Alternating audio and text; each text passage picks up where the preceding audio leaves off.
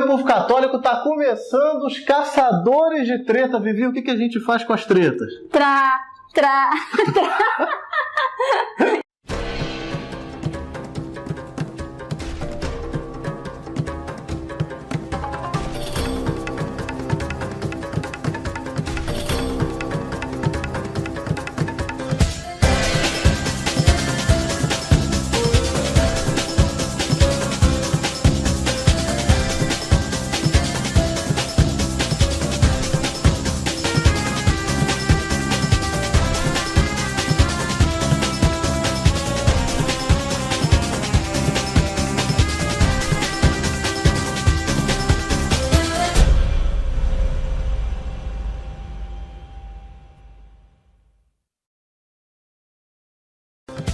Vamos lá, pô, vamos começar. O que são os Caçadores de Treta? É um programa em que a gente caça as tretas que você manda. Você quer mandar a treta pra gente? Olha aqui embaixo, treta@ocatequista.com.br. Inesquecível, tá? Os Caçadores de Treta. Legal? Agora eu tenho aqui algumas perguntas que vocês mandaram. Vamos combinar uma coisa? Eu nunca vou identificar ninguém. Não precisa ficar com medo. Pode mandar à vontade, que eu não vou contar aqui tua história, teu nome. Mantemos você em total anonimato. Exatamente. Pode, pode fazer as perguntas mais bizarras. Exatamente, a não ser que você queira.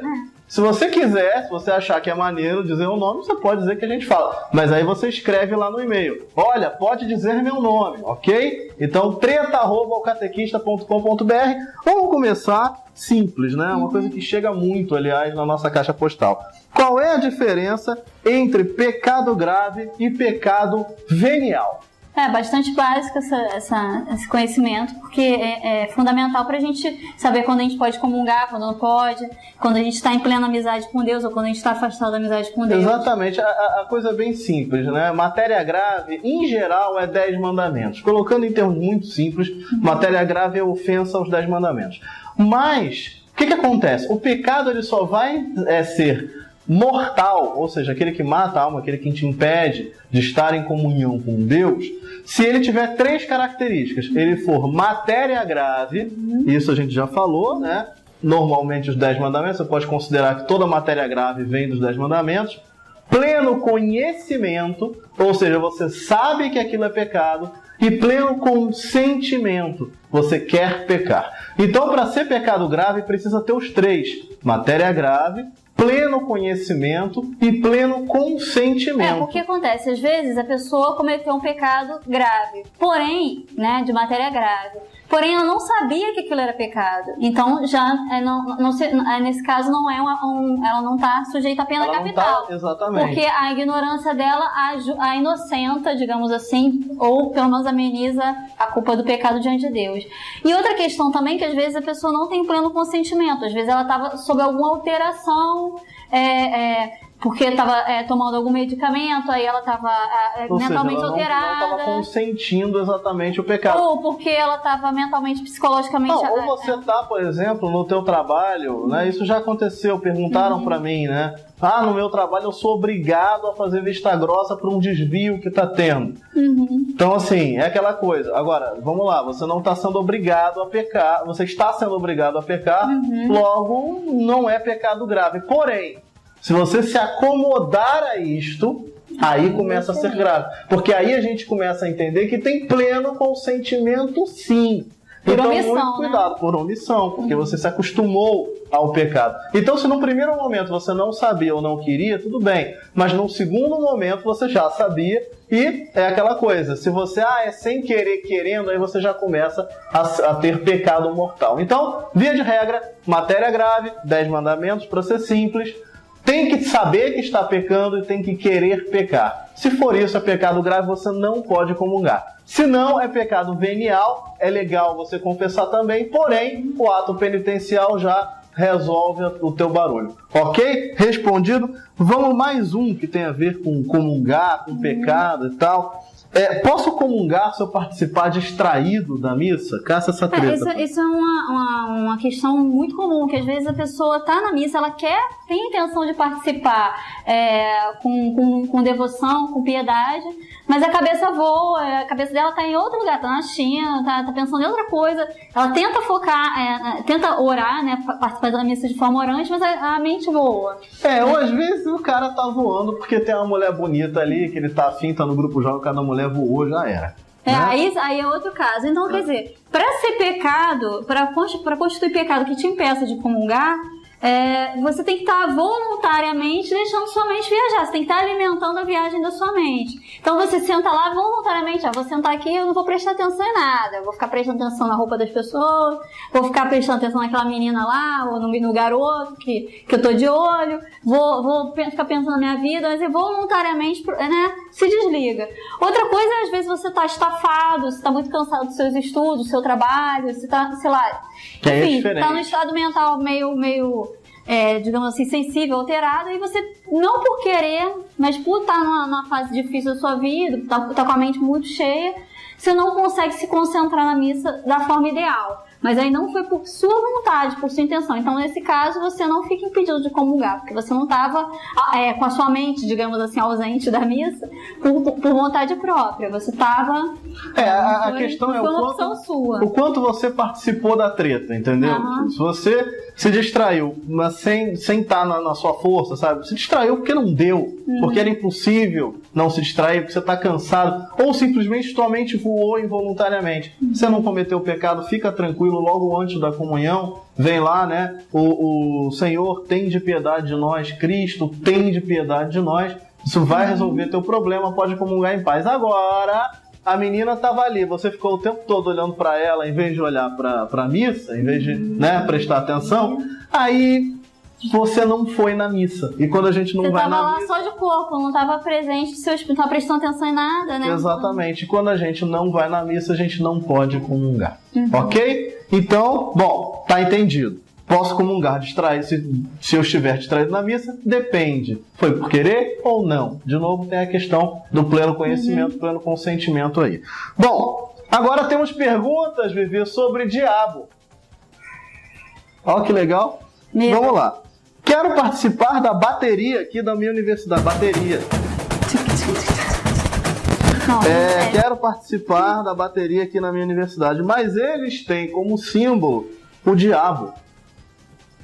E o nome da bateria é Bateria do Inferno. Teria problema em participar? Então, o que acontece? Muitas pessoas... Até isso é mais comum em bateria, para mim é um pouco novidade, mas isso é mais comum até em grupos de rock, né? Que eles pegam a questão satânica como estética e até de brincadeira mesmo, não levando a sério. Só que com o diabo não se brinca, né? Até posso dar como exemplo várias das bandas que tem, que tomam o satanismo como tema. Eles nem acreditam em Satanás, eles pegam ali pra ganhar dinheiro, usam aquela estética pra dar uma de revoltado e os babacas aderem, enfim, e se acham super satanistas.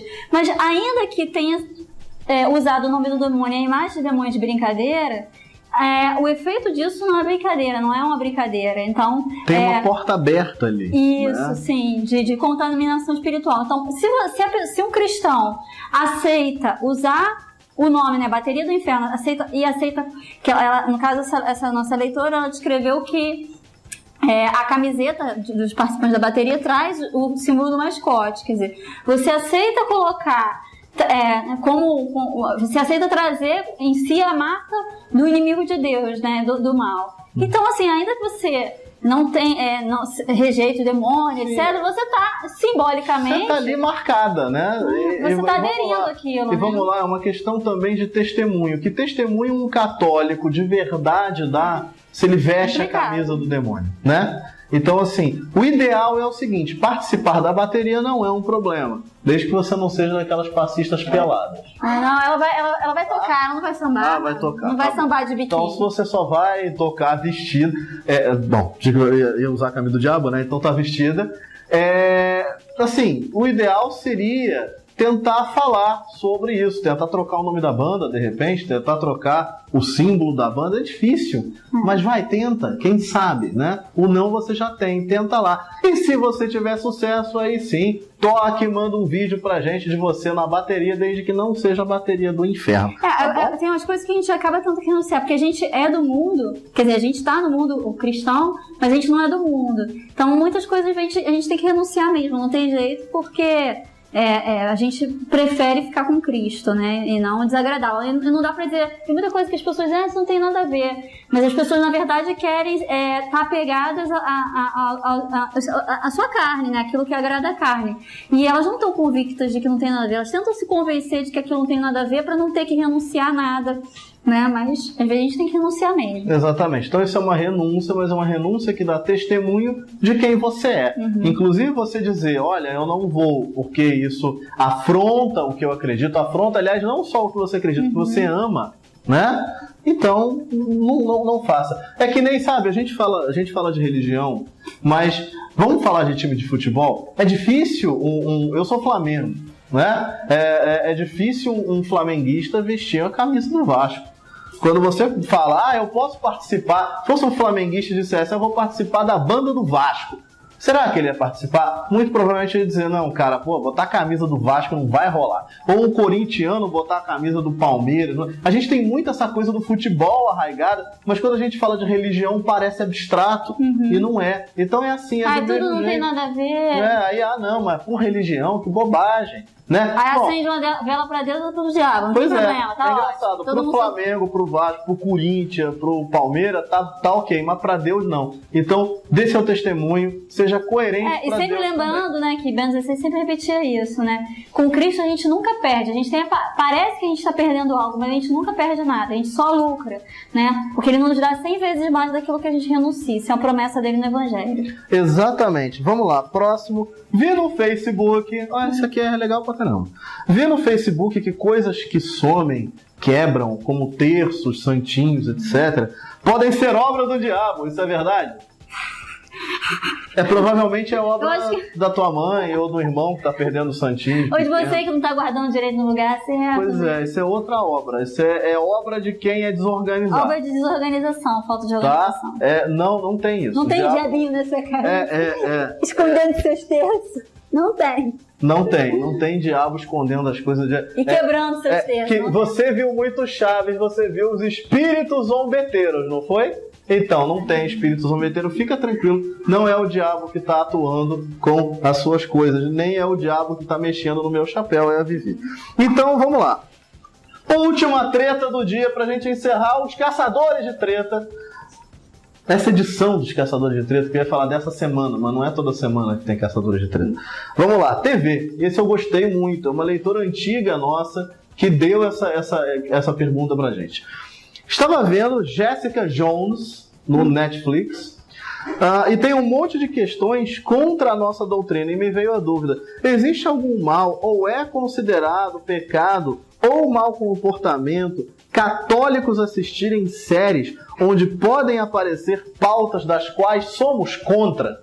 Então, assim, o e-mail é meio grande, eu tentei simplificar numa pergunta que ficou gigante. Mas, enfim, ela quer saber o seguinte: se a gente assistir essa série de TV que tem um monte de coisa contra a igreja, isso é ruim? É ruim para um católico? Pega mal? É pecado? E a resposta é: depende. Né? Como é que você assiste essa série? Ela falou da série Jessica Jones. Jessica Jones é do universo do Demolidor, né? Que é um universo tenebroso. São todos personagens complicados, é um monte de cracudo, prostituta, é tudo terrível. Mas todas as produções culturais quase têm isso. E você não fica proibido de assisti-las porque tem. A questão é o quanto você se deixa influenciar por elas. O quanto você adere àquela coisa.